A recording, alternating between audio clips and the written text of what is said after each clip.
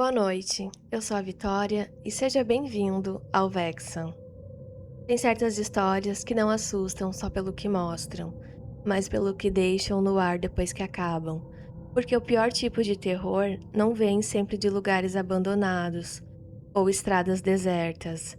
Às vezes ele mora na casa ao lado, aparece no meio do pasto ou começa dentro de um sonho que parecia inofensivo para ser levado a sério.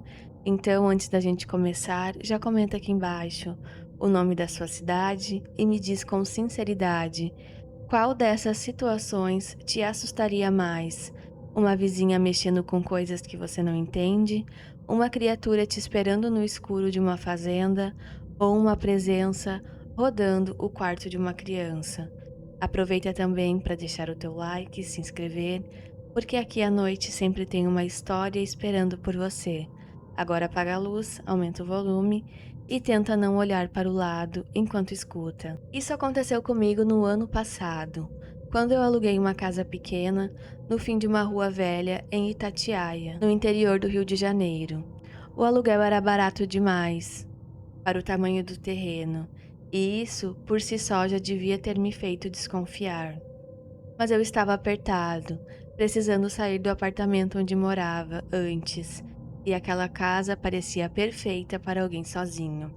Era antiga, com piso gasto, forro manchado de umidade e um quintal estreito nos fundos, cercada por uma divisória de madeira torta que separava o meu terreno do da casa da vizinha. Nos primeiros dias eu achei que tinha dado sorte. O lugar era silencioso, afastado, e eu finalmente tinha um pouco de espaço. A única coisa estranha era a mulher da casa do lado. Eu quase nunca via aquela vizinha, e quando via era rápido demais. Ela saía para recolher alguma coisa no quintal, jogava lixo fora ou abria o portão só o tempo de receber alguma entrega. Nunca cumprimentava ninguém, nunca ficava do lado de fora. Andava sempre de cabeça baixa, com roupas compridas mesmo no calor, como se o corpo inteiro precisasse permanecer escondido.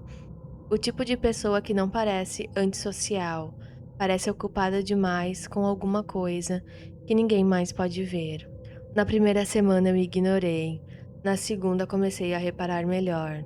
As janelas da casa quase sempre estavam fechadas, mesmo à noite, e raramente eu via a luz acesa. Às vezes, no fim da madrugada, eu acordava com a impressão de ouvir alguém andando descalço do outro lado da divisória, passos lentos e arrastados, como se alguém desse voltas em círculos no quintal. Eu pensava que fosse coisa da casa velha, madeira estalando, gato no telhado, qualquer explicação dessas que a gente inventa para conseguir voltar a dormir. Até a noite em que eu vi. Era um pouco depois das 10, eu tinha saído para levar umas caixas de mudança para o fundo do quintal, quando ouvi um som baixo vindo da casa do lado. Não era música, também não parecia televisão. Era uma espécie de canto, grave, repetitivo, quase sem pausa. Tinha alguma coisa naquele som que me incomodou na hora, como se eu tivesse ouvido uma voz humana tentar imitar uma língua que não era feita para ser falada. Eu devia ter entrado, em vez disso, fui até a divisória. A madeira estava empenhada e perto da base havia uma fresta estreita. Foi por ali que eu olhei. Minha vizinha estava no meio do quintal dela, descalça, com um vestido comprido, erguido até os joelhos para não arrastar no barro. Ao redor dela havia velas pretas, fincadas na terra, formando um círculo torto. Na frente, parada no chão, tinha uma coisa feita de galhos amarrados com barbante, uma espécie de boneco ou estátua improvisada. O que me congelou foi a cabeça daquilo. Tinha dois chifres curvados para cima. Ela estava de mãos estendidas para aquela figura, murmurando sem parar. E tinha o cheiro. Foi isso que me fez recuar quase sem ar. Um cheiro forte, quente, animal. Não era cheiro de sujeira comum.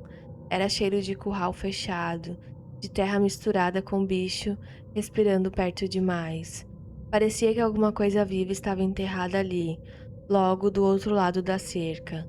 Eu só fiquei olhando por alguns segundos, mas em algum momento ela parou de erguer as mãos e inclinou a cabeça devagar. Não virou o rosto, não olhou para mim, mas eu soube. Soube na mesma hora que ela tinha percebido que eu estava vendo tudo. Voltei para dentro da minha casa tremendo.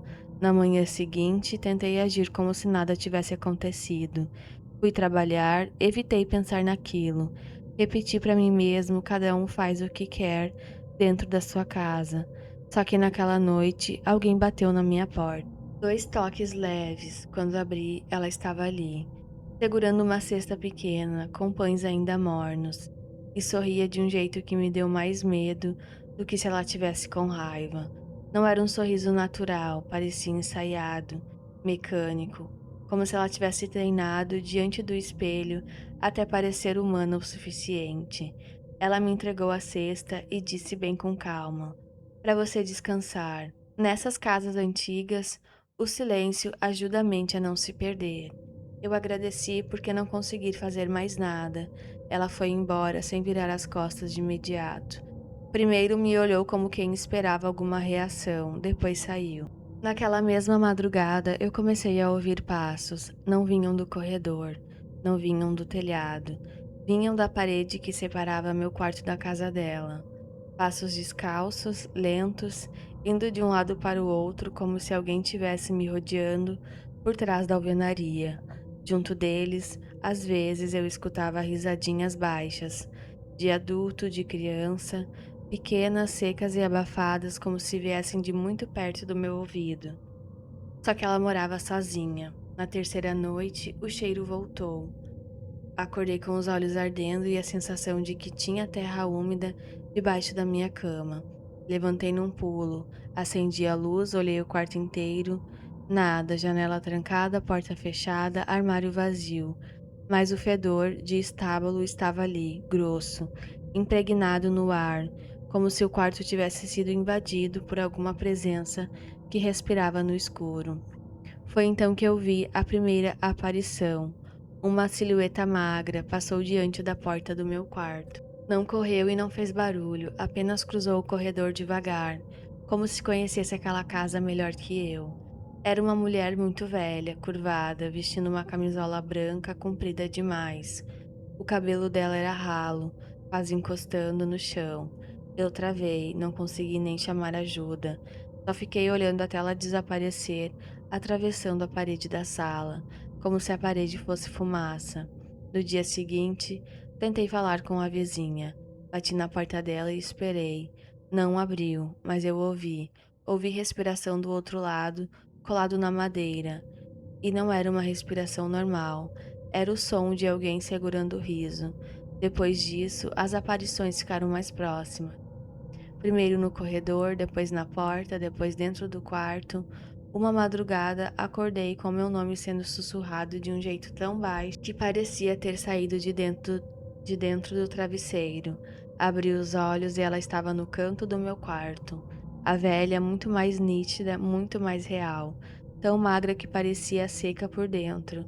A pele acinzentada, os braços longos demais, e cabeça torta, como se escutasse alguma coisa vindo de dentro da parede. Ela não me encarava, só ficava ali, parada. O cheiro era tão forte que eu comecei a lacrimejar. Então ela deu um passo, e mais um. Não andava como gente. Era como se fosse puxada devagar, sem mover os pés direito.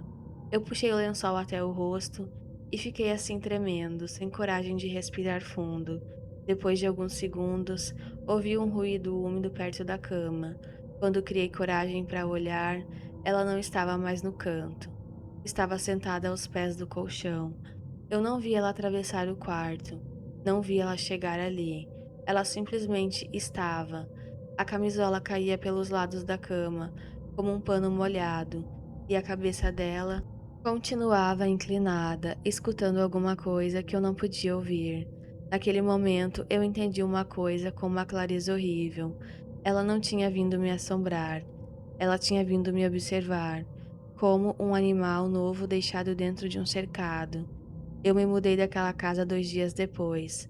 Saí sem avisar ninguém. Deixei móvel, caixa, louça, tudo, só queria distância. Mas tem parte que eu nunca contei pra quase ninguém. Na última manhã lá, enquanto eu colocava minhas coisas no carro, senti o cheiro de novo. Virei devagar para o quintal. Minha vizinha estava parada do outro lado da divisória, me olhando por cima da madeira pela primeira vez, sem sorrir, sem piscar. Então ela ergueu a mão, bem devagar, como quem se despede, ou como quem entrega alguma coisa. Naquela noite, já dormindo em outro lugar, acordei com passos descalços no corredor do apartamento novo. Desde então, sempre que o quarto fica fechado e silencioso demais, eu sinto aquele cheiro de curral entrando devagar. E às vezes, pouco antes de amanhecer, eu tenho a certeza de que existe alguém parado no pé da minha cama, escutando a parede. Relato 2. Isso aconteceu comigo no final de 2019, dias antes do Ano Novo, numa fazenda da minha família, nos arredores de Cáceres, no Mato Grosso. Todo ano a gente se reunia lá nessa época. Tio, primo, avô, criança correndo, som alto no rancho, carne assando, gente bebendo e falando ao mesmo tempo. Era sempre uma bagunça boa. Justamente por ser tão comum, ninguém imaginava que alguma coisa fosse acontecer. Naquela noite já estava tudo escuro fazia tempo. Eu devia ter uns 16 anos de idade, em que a pessoa acha que nada assusta de verdade. Meus primos e eu estávamos jogando bola perto do terreiro, com a luz fraca vindo do rancho. Depois enjoamos da bola, começamos a inventar brincadeira, e um deles sugeriu esconder no escuro. Minha tia ouviu e já cortou na hora. Disse que a brincadeira de se esconder depois da meia-noite em terra aberta chamava a atenção do que não devia. Todo mundo riu, mas ninguém insistiu. Acabaram acendendo uma fogueira perto do curral menor e a família ficou ali, conversando, assando carne e contando história besta para passar o tempo. Só que eu estava inquieto. Meu pai tinha deixado o triciclo motorizado perto do galpão, um daqueles pequenos velhos que usávamos para rodar pela propriedade. Ele falhava para pregar, mas depois que ligava, costumava andar bem. Eu já sabia do jeito certo de mexer no afogador e no cabo de gasolina, então fui pedir para dar uma volta. Meu pai deixou, mas me avisou para não subir sozinho até os pastos do alto. Foi exatamente o que eu fiz. Eu gostava daquela sensação de andar no escuro, no farol cortando nada, e pela estrada de terra que passava entre os piquetes. O mato dos dois lados estava alto, balançando com o vento fraco, e as árvores mais antigas ficavam lá em cima, perto da parte onde o gado dormia, fora o barulho do motor. Não dava para ouvir quase nada. Quando eu olhava para trás, o rancho já era só um pontinho amarelo, muito longe, ali em cima. E se você desligasse o motor, o mundo sumia. Foi exatamente isso que aconteceu. Sem nenhum aviso, o triciclo morreu. O barulho acabou de vez. E o silêncio ficou tão pesado que eu senti na nuca. Tentei dar partida de novo. Nada. Desci xingando baixo e fui abrir a tampa lateral para mexer na mangueira de combustível. Usei a lanterna do celular para enxergar e foi aí que percebi que tinha gado deitado no escuro, espalhado pelo pasto bem perto de mim. As vacas estavam quietas demais. Nem mastigavam nem se mexiam. Pareciam todas acordadas esperando alguma coisa. Enquanto eu tentava encaixar a mangueira, ouvi um som vindo do capim alto. Não era vento, era um murmúrio. Primeiro fraco, depois mais nítido, como se alguém estivesse falando muito baixo com outra pessoa dentro do mato. O som mudava de lugar rápido demais. Uma hora estava à minha esquerda, depois parecia surgir mais ao fundo, perto das árvores grandes. Levantei a lanterna, mas a luz do celular mal cortava a escuridão. Não vi nada, só o movimento do capim se abrindo e fechando. Continuei tentando fazer o motor pegar, só que minhas mãos já estavam tremendo. Foi quando vi uma coisa lá na linha das árvores. Alguma coisa escura passou de um tronco para o outro, por cima do chão, rápido demais para ser gente, pesada demais para ser bicho pequeno. Um galho inteiro vergou quando aquilo encostou, depois outro e mais outro, como se alguma coisa grande estivesse pulando entre as sombras sem querer se mostrar por completo. Eu congelei. Na mesma hora, ouvi uma voz. Não perto de mim, nem longe, na distância exata para eu entender cada palavra. Já passou da hora de você estar aqui sozinho. Eu virei a lanterna na direção da voz, iluminei 2 pontos brilhando no escuro, baixos demais para serem olhos de uma pessoa em pé, e altos demais para serem de um cachorro. E esses olhos não piscavam, só me encaravam. Meu corpo inteiro arrepiou. Logo depois ouvi um rangido da porteira do curral de cima, devagar e comprido. Aquele barulho seco de madeira velha abrindo, sem ninguém encostar. Eu levantei a cabeça e vi uma silhueta saindo da escuridão de dentro do curral. Era preta, torta, encurvada, mais comprida do que larga, como se fosse uma pessoa usando o corpo errado. Ela vinha subindo o barranco em câmera lenta, sem pressa nenhuma, e eu percebi que o pior não era o jeito como andava, era que ela parecia estar se divertindo. Eu ouvi a risada até mesmo antes de conseguir pensar em fugir. Uma risada baixa, rouca, quebrada, como se viesse de uma garganta seca há muito tempo. Não era uma risada humana, era uma coisa tentando imitar uma. Nessa hora, as vacas se levantaram, tudo de uma vez. Foi num impulso só, um estrondo de casco, respiração e mato abrindo. O rebanho inteiro começou a se afastar daquela coisa. E ver animal grande fugindo de alguma coisa que você não entende, mexe com um pedaço do seu cérebro que só conhece pânico. Eu larguei a lanterna, caí no banco e segurei o guidão e comecei a empurrar o triciclo com tudo que eu tinha, tentando fazê-lo pegar no tranco. Ele nunca ligava fácil daquele jeito. Naquela noite ligou na primeira. Eu subi e acelerei sem olhar para o lado. O farol pulava com a estrada ruim. Eu quase perdi o controle 2 vezes e mesmo assim tive a pior ideia da minha vida. Olhei para trás. A coisa estava em cima do telhado, baixo do curral, parada me observando. Mesmo de longe, eu vi um dos braços erguidos na minha direção, e o dedo, aquilo estava apontando para mim. Eu não sei explicar como cheguei de volta no rancho. Só lembro do vento batendo na cara, do farol tremendo e do gosto de ferrugem na boca de tanto apertar os dentes. Quando parei perto da fogueira, meu pai já veio me xingando por eu ter sumido tanto tempo e porque um dos faróis tinha quebrado no caminho. Eu devia estar branca igual papel, porque ele parou de falar no meio da bronca e me perguntou o que tinha acontecido. Contei tudo, ele não acreditou. Disse que eu tinha me impressionado com sombra de bicho no mato. Só que eu insisti tanto que ele resolveu subir a pé para buscar o pedaço do farol que caiu perto do curral. A gente foi em silêncio. Quando achamos a peça quebrada, eu apontei para o alto sem conseguir dizer nada.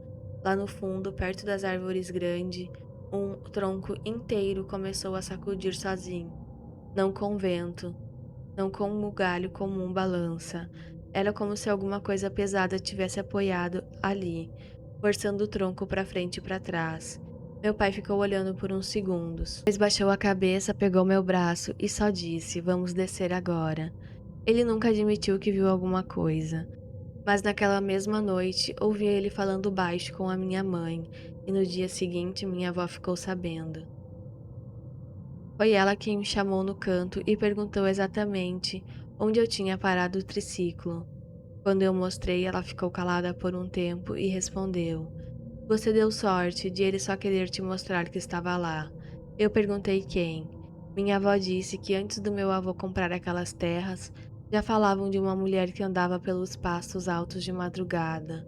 Não uma mulher viva, uma dessas coisas antigas de interior, aquela que às vezes tomam forma de bicho, às vezes de gente torta, e gostam de aparecer para menino novo, homem sozinho e cavalo assustado.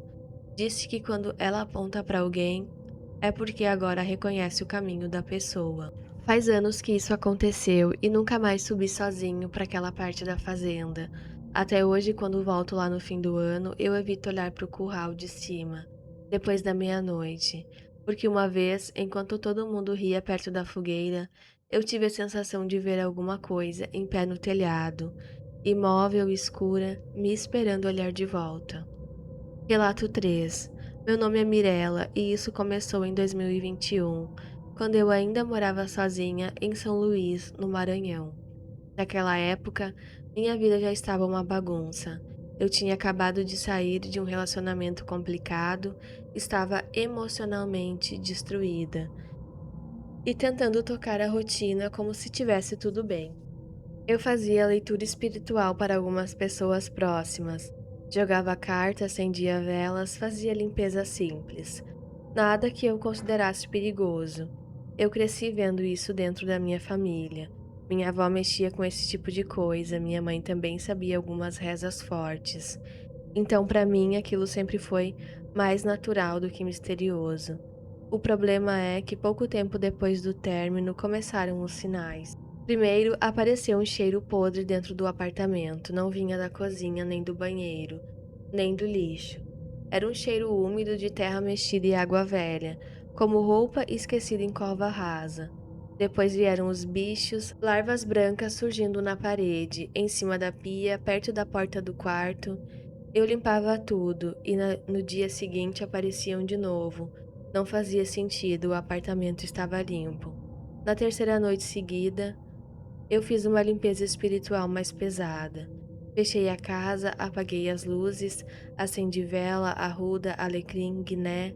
Comecei as orações, e no início parecia funcionar. Só que no meio da reza o ar ficou pesado demais. Não foi impressão, foi físico.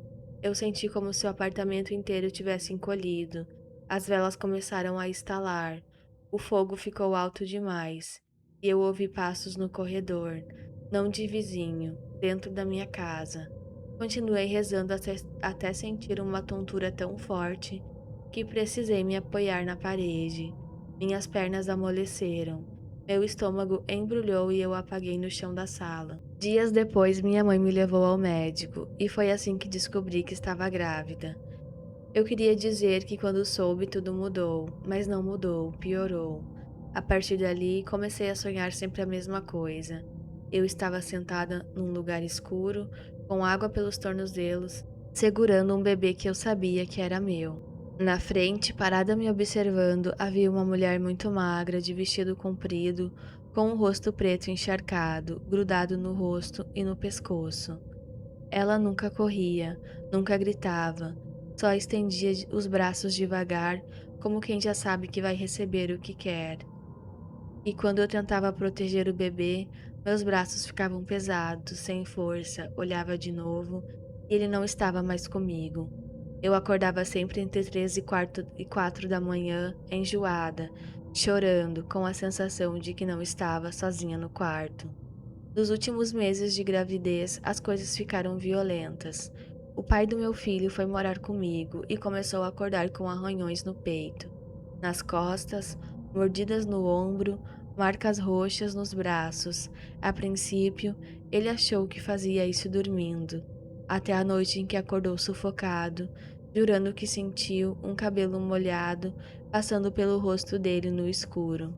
Nessa época, uma senhora que eu conheci no centro espiritual me disse uma frase que eu nunca esqueci. Ela olhou para mim e falou: "Não é obsessão, é cobrança. Tem coisa antiga procurando passagem." Pouco antes do meu filho nascer, resolvemos sair do apartamento. Fomos para uma casa isolada, perto dos morros, numa área mais afastada, cercada de mato, achando que a mudança ia cortar aquilo pela raiz. A casa era velha, de madeira, com cheiro de umidade e um quarto pequeno onde montamos o berço. Eu queria paz, mas foi lá que o horror tomou forma. Na primeira semana com o bebê em casa, eu percebi que ele não chorava como criança comum, quando acordava à noite. Era desespero. Ele arregalava os olhos e olhava fixo para o canto do teto. Sempre o mesmo canto, como se visse alguém parado ali. Não olhava para mim, não olhava para o pai, só para aquele ponto escuro acima do berço. Uma madrugada, o choro começou de novo. Eu entrei no quarto e senti o frio antes de acender a luz. Um frio anormal, pesado, que parecia vir de dentro da parede. O berço estava balançando bem devagar, sem ninguém tocar nele. e meu filho estava mudo. Isso foi o pior. Não estava chorando, só estava respirando rápido, com os olhos presos no teto. Eu segui a direção do olhar dele.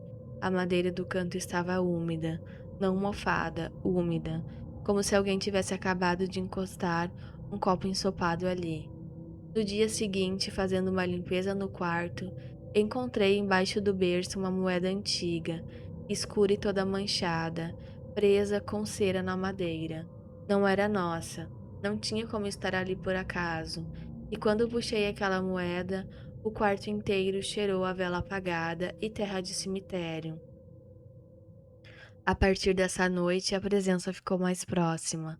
Começamos a ouvir um som no corredor, sempre no mesmo horário, entre 1 e 3 da manhã. Era como se alguém arrastasse alguma coisa pequena pelo chão, devagar, até parar na porta do quarto do bebê. E depois vinha a batida, uma só, seca, na porta. Meu marido abriu uma vez, só uma, do lado de fora não tinha ninguém. Mas havia água no piso, um rastro curto, como se pés molhados tivessem parado bem em frente à porta e depois sumido. A pior noite da minha vida aconteceu quando meu filho tinha pouco mais de 1 ano. Eu estava na sala dobrando roupa enquanto ele dormia. A casa estava silenciosa demais. Silêncio demais sempre foi aviso. Então eu ouvi a risada, baixa e feminina, vinda do quarto. Corri, quando entrei o berço estava vazio. Por um segundo, que pareceu eterno, eu não entendi o que estava vendo. Meu corpo simplesmente recusou aquilo. Depois olhei para o chão e vi meu filho sentado no tapete, num canto do quarto, olhando para a janela fechada e sorrindo para alguém que estava do lado de fora. Eu agarrei ele no quarto na mesma hora, e foi no reflexo do vidro que eu vi. Atrás de mim, parada perto da porta, estava a mulher dos sonhos, alta demais, magra demais, o vestido grudado no corpo como pano encharcado, o cabelo preto pingando, e pendurado na mão dela, balançando devagar, havia um cordão com a moeda que eu tinha encontrado no berço. Eu me virei no impulso e não tinha ninguém. Quando voltei os olhos para o meu filho, ele estava com a mão esticada para o vazio, como se quisesse ir até ela. Nós saímos daquela casa na manhã seguinte. Não arrumamos tudo, não vendemos nada, não explicamos nada para ninguém, só fomos embora. Só que eu estaria mentindo se dissesse que acabou. Hoje meu filho tem 4 anos, é saudável, fala normal, corre e brinca, mas às vezes ele para no quintal e fica olhando para um canto vazio e começa a conversar baixo com alguém. Quando eu pergunto com quem ele está falando, ele responde sempre a mesma coisa: com a moça molhada. Ele tem, na parede baixa das costas, uma marca redonda, escura, do tamanho exato de uma moeda. Os médicos dizem que pode ser de nascença, mas eu sei que não era, porque eu passei a mão ali quando ele nasceu. Aquilo não estava. E de vez em quando, em noites muito quietas, eu ainda acordo com cheiro de terra molhada dentro do quarto e a sensação de que existe alguém parado perto da cama, esperando ele dormir de novo. Se tu assistiu até aqui e gosta de histórias como essa, se inscreve no canal e ativa o sininho para não perder nenhum vídeo novo. Eu te espero no próximo.